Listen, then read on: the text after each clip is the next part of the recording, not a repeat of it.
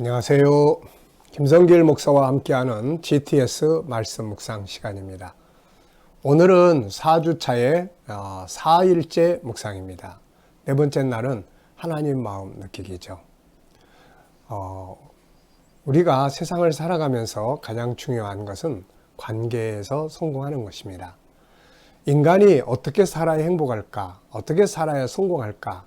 이 성공의 질서, 행복의 질서를 하나님이 처음 만들어 놓으신 것이 창세기 1장 27절부터 31절까지입니다. 이 질서, 이 우리 인간이 행복하고 성공하게 하는 질서가 바로 그 내용이에요. 그 내용 속에 보면은 인간은 네 가지 관계에서 살도록 만들어졌습니다. 창세기 1장 27절에 보면 하나님이 우리를 그분의 형상대로 만드셨다고 했어요. 그분의 형상이라는 말은 바로 영적 존재로 만들어졌다는 거죠. 그리고 그 영혼 속에는 하나님을 닮은 성품들이 들어 있습니다. 그래서 창세기 1장 27절을 보면은 우리가 두 가지 관계를 잘 해야 된다는 것을 알 수 있죠. 첫째는 내 영과 하나님의 영이 하나가 되어야 한다는 것. 하나님과의 관계죠. 또 하나는 내가 나 자신과의 관계, 내 안에 있는 내 영혼, 나의 본질과 본체와 나와의 관계를 잘해야 한다는 것을 보여줍니다. 자기를 존중하고 자기 내면에 있는 세계를 잘 이해하고 자기의 능력을 충분히 개발하고 발전시켜서 자기 내면을 풍성하게 하는 것이죠. 그리고 난 다음에 보면은 이제 이 창세기 1장 28절로 넘어가 보면 거기 또 두 가지 관계가 있습니다. 하나는 가족과의 관계, 생육하고 번성하라, 땅에 충만하라. 가족, 그 다음에 가족이 번창하면 이웃이 되는 거죠. 그래서 가족, 이웃과의 관계. 그 다음에 또 하나는 하늘 다스리고 땅 다스리고 만물과 환경과의 관계입니다. 이 네 가지 관계가 성공하게 되면 29절 열매를 맺게 되고 31절 하나님 보시기에 좋은 세상이 되는 것이죠. 이대로 실현된 것이 에덴 동산이었습니다. 그런데 창세기 3장의 인간이 범죄하고 난 다음에 창세기 4장으로 넘어가 보면 이 네 가지 관계가 다 깨져버렸죠. 가인이 하나님 떠났고 또 가인의 동생 아벨을 죽이고 또 하나님의 질서가 깨지고 약육강식, 그래서 다처주의, 이런 잘못된 관계들 때문에 결국은 심판받고 멸망에 이르게 된 거죠. 십자가는 무엇입니까?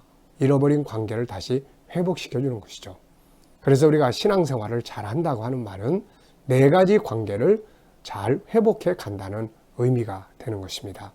그 중에서 이제 네 번째 날인 오늘은 바로 하나님 마음 느끼기, 하나님과의 관계를 잘 갖는 날이에요. 그래서 하나님과의 관계를 어떻게 하면 잘 가질 수 있을까? 네 가지 방법이 또 있습니다. 첫째는 하나님 믿는 거죠. 예수님 영접해서 믿는 거.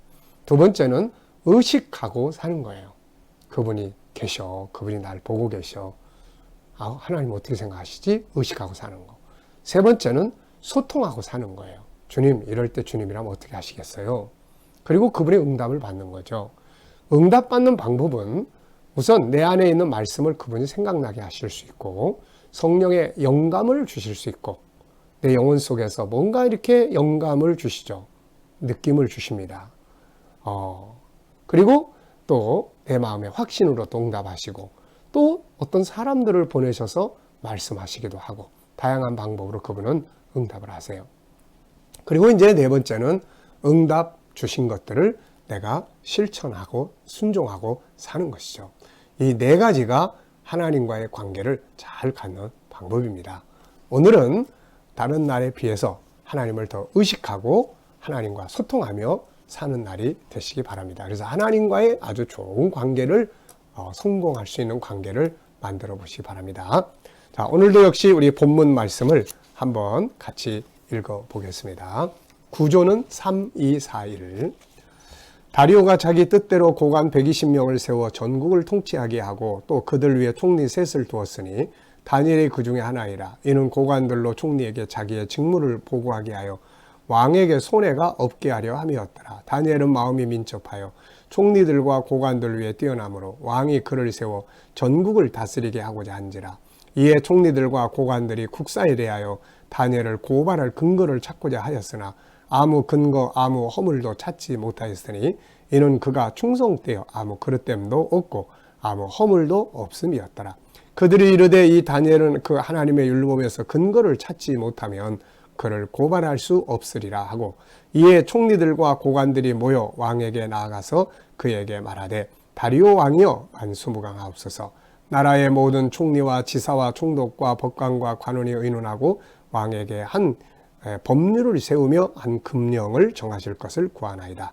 왕이여 그것은 곧 이제부터 30일 동안에 누구든지 왕 외의 어떤 신에게나 사람에게 무엇을 구하면 사자굴에 던져넣기로 한 것이니이다.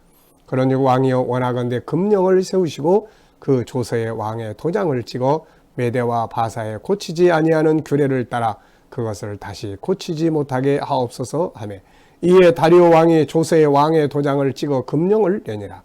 다니엘이 조서에 왕의 도장이 찍힌 것을 알고도 자기 집에 들어가서는 윗방에 올라가 예루살렘으로 향한 창문을 열고 전에 하던 대로 하루 3번씩 무릎을 꿇고 기도하며 그의 하나님께 감사하였더라. 아멘.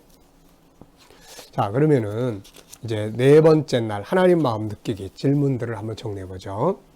역시 첫 번째는 감사한 일 3가지 적어 보기입니다. 어제 하루 살아가시면서 감사했던 것들이 뭔지, 또 오늘 하루를 출발하면서 감사한 일들은 무엇인지 한번 적어 보시기 바랍니다. 저는 매일매일의 삶이 거의 비슷하죠. 특별한 것들이 없기 때문에 또 일어날 수도 있지만 거의 비슷한 삶을 살아가요. 그러나 이것 하나하나가 하나님의 은혜의 감사의 조건들이죠. 아침 기도와 묵상으로 출발하고 건강한 삶을 시작하고 또 사명, 영상을 통해서 복음 전하고 저녁에 예배 또 기도회 함께하고, 이 외에도 뭐 중간중간 일들이 많이 있었지만은 하나하나 보면은 다 감사할 뿐입니다. 오늘 기도와 묵상으로 시작하고 역시 건강한 삶을 또 출발하고 또 이렇게 영상을 만들어서 또 많은 사람들에게 함께 나눌 수 있고 또 여러 가지 오늘 하루에 일어날 업무들 은혜 가운데 잘 진행될 것을 믿고 또 감사하고 오늘 저녁에 또 기도회. 이 기도회가 참 다니엘이 하루 3번씩 기도했잖아요. 기도회가 가능하면 우리도 이렇게 아침 저녁 또 수시로 기도 시간 갖는 것은 번거로운 것 같지만 그러나 그것이 바로 우리 영이 건강해지는 비결이에요. 하나님과 가까워지는 아주 중요한 비결이니까 여러분들도 꼭 하루에 1-2번은 그런 시간 가져보시기 바랍니다. 자, 2번째입니다. 오늘 본문 읽고 느껴지는 건 뭔가? 본문을 읽어보면은 항상 그런 느낌을 받아요. 다니엘의 신앙은 그냥 신앙이 아니고 자기의 삶을 살아가는 신앙이었다. 이게 진짜 멋진 거예요. 내 믿음이 그냥 교회 다니는 믿음, 교회 가서 지켜지는 그런 믿음이 아니라 생활을 통치한 거죠. 그 생활 속에서 소금이 되고 빛이 되는 그런 모습들이에요. 그래서 다니엘은 업무적 능력이 탁월했고 이게 다 믿음을 가진 자들이 살아야 될 삶의 모습들입니다. 그래서 왕이 그를 인정을 하게 되는 거죠. 사람들에게 꼭 필요한 사람이 돼주는 것. 우리 모두는 다 그렇게 할 수 있는 능력을 우리 안에 가지고 있습니다. 중요한 것은 거기에 대한 우리가 그렇게 살아야 되겠다고 하는 책임감, 사명감만 가지면 되는 거죠. 자, 또 하나는 시기 질투하는 사람들이 있구나. 대적하는 사람들이 있구나. 영적으로는 마귀가 우리를 넘어지게 하려고 대적하고 있고 현실적으로도 보면은 옆에서 시기 질투하는 사람들도 있다 하는 것은. 그리고 다니엘의 위기 앞에서 하나님 앞에 여전히 하던 대로 기도하고 특별히 감사했다는 거. 참 감동적이고 부러운 신앙이에요. 3번째입니다. 다니엘이 사람들 앞에서 민첩, 능력 있게 재빠르게 하고 뛰어나고 흠없이 살아가는 모습을 보실 때 하나님 마음 어떠하실까? 하나님과 우리의 관계는 아버지와 자녀의 관계예요. 우리 자녀들이 사람들 앞에서 아주 일 잘한다는 말 들으면 기분 좋잖아요. 아유, 아드님이 일을 너무 잘해요. 따님이 진짜 일을 잘해요. 나하고 좀 꼭 오랫동안 같이 일할 수 있도록 딴 데 못 가게 좀 이렇게 이야기 좀 해주세요. 이런 말 들으면 얼마나 기분 좋습니까? 다니엘이 사람들 앞에서 이렇게 뛰어난 모습으로 일하고 인정받는 모습을 볼 때 하나님 굉장히 기뻐하시고 자랑스러우셨죠. 만약 다니엘이 나태하고 방탕하며 거짓되게 살아갔다면 그 모습을 보시는 하나님 마음은 어떠하셨을까? 속상하셨을 거예요. 다니엘은 유대인이기 때문에 모태 신앙인이죠. 그런데 자기의 신앙이 생활 속하고 전혀 다르게 살아간다면 하나님이 참 속상하실 거예요. 네, 그래서 다니엘이 하나님 앞에 기도도 하고 하면서 사는 삶에서는 나태하고 게으르고 적당하게 하고 거짓되고 막 이런 거 보면은 하나님 굉장히 속상하시겠죠. 네 번째 질문입니다. 다니엘이 위기 앞에서 변함없이 기도하되 특별히 감사함으로 기도할 때 이걸 보시는 하나님 마음은 어떠하셨을까? 힘들고 어렵지만 항상 감사하는 마음, 고마워하는 마음, 이런 모습으로 살아가는 자식을 보면 굉장히 기분 좋고, 또 직원들이 그런 모습으로 일하고 하는 모습을 보면은 오너는 굉장히 기분 좋죠. 그리고 뭔가 도와주고 싶은 마음이 듭니다. 하나님도 다니엘의 그런 변함없는 모습, 또 위기 앞에서도 감사하는 이 모습을 보면서 굉장히 기뻐하시고, 또 한편에서는 자랑스러워하시고, 그리고 무엇보다도 걱정하지 마, 내가 널 도와줄게, 하나님 일하시려고 하는 그런 역사를 만들어 냈을 거예요. 만약 다니엘이 위기 앞에서 절망하고 원망하고 기도 생활 중단하고 그랬다면은 하나님 마음 어떠셨을까요? 평안할 때는 열심히 하루 3번씩 꼬박꼬박 기도하더니 위기가 오니까 이제 좀 다음에 하지 뭐, 그리고 기도도 그만둬버리고 하나님 원망하고, 아니 그동안 그렇게 기도하면서 살았는데 하나님이 결국 나한테 이런 위기를 갖다 주면 어떻게 해? 막 그러면서 원망하고 살았다면은 하나님 마음 굉장히 안타까워하셨을 거예요. 그리고 속상하셨을 거고, 또 한 부분에서는 너의 믿음이 여기까지구나 라고 실망하셨을 것 같고. 자, 근데 다니엘은 위기 앞에서 더 그대로 기도하고 오히려 감사하는 거예요. 야, 다니엘, 네 믿음은 정말로 뛰어나구나. 그래, 내 믿음대로 내가 일할게. 하나님이 일하시는 기준은 우리의 믿음대로예요. 예수님께서도 내 믿음대로 되라, 내 믿음대로 그러시잖아요. 그래서 우리가 참 좋은 믿음을 가지고 산다고 하는 것은 참 중요한 일이 되는 것이죠. 자, 5번째입니다. 오늘 나의 삶은 어떠한가? 위기 앞에서 나는 어떻게 행동하고 있는가? 오늘 나의 모습을 보시고 하나님이 어떤 마음을 가지고 계시며 하시고 싶은 말씀은 무엇일까? 오늘 우리는 이렇게 하나님 앞에서 믿음 생활, 또 사람들 앞에서 살아가는 나의 모습, 업무적인 자세, 내가 맡은 일들에 대한 나의 모습들 어떤가요? 하나님 보시면서 아들 잘하고 있어, 정말 멋있어, 이렇게 말씀하시나요? 아니면은 아들 왜 그래? 네가 나한테 와서 예배드리고 기도할 때 그 모습이 아니잖아. 소금이야, 넌 빛이야. 하나님께서 이렇게 실망하시면 안 되지 않을까요? 자, 6번째입니다. 자, 이제 이 훈련을 우리가 오늘 하루 동안 계속 하는 거예요. 하루에 몇 번이나 주님을 의식하며 살고 있는가? 우선은 내가 어떤 행동을 해놓고 한번 주님을 한번 생각해 보세요. 내 말에 대해서 주님 어떻게 생각하실까? 내가 한 행동에 대해서 주님 어떻게 보실까? 네. 그리고 잘못됐다고 느껴지면 주님 죄송해요, 그렇게 할 줄 알아야 되고, 잘했다고 생각되면 주님 감사해요, 주의 은혜예요, 이렇게 말할 수 있어야 되겠죠. 자, 그 다음에는 어렵고 힘들 때 주님을 의식해 보세요. 풍랑이 막 일어날 때 혼자 있다고 생각하면 무서운데 그곳에 그분이 계셔. 그분을 의식하면 담대해질 수가 있는 거죠. 자, 그 다음 질문인데요. 주님 어떻게 할까요? 이거 많이 물어보는 거죠. 주님 어떻게 할까요? 이럴 때 주님이라면 어떻게 하시겠어요? 그리고 가만히 기다리다 보면은 주님이 응답을 하세요. 주님이 응답하시는 방법은 그분의 말씀 생각나게 하는 거죠. 요한복음 14장 26절에 보면은 성령께서 내 말을 생각나게 할 것이다. 또 마태복음 10장에 보면은 그날에 너희가 무슨 말을 하려는지 걱정하지 마라. 그날에 너희 속에서 너희 할 말을 생각나게 하시는 분이 있다. 성령께서 할 말을 생각나게 하는 거죠. 그래서 제 경험으로는 말씀을 이렇게 떠오르게 해줘요. 생각나게. 주님 이럴 때 어떻게 해야 되죠? 그러면 말씀이 딱 떠올라요. 알고 있는 말씀. 그래서 이런 것들을 위해서 내 생각 속에다가 하나님 말씀을 많이 저장해 두는 것이 참 좋죠. 그 다음에 또 하나는 내 안에서 성령께서 어떤 말씀을 하세요. 그래. 이럴 때 어떻게 하면 돼요? 어떻게 하면 좋죠? 그럴 때 어떤 느낌, 어떤 감동, 영감, 또 어떤 확신, 또 어떤 경우에는 사람을 보내요. 누군가를 보내서 위로하시고 격려하시고 이런 것들이 주님이 응답하시는 방법들입니다. 그러니까 우리가 이런 방법들을 인정하고 기대하면 그런 일들이 내 안에서 늘 일어나게 되는 것이에요.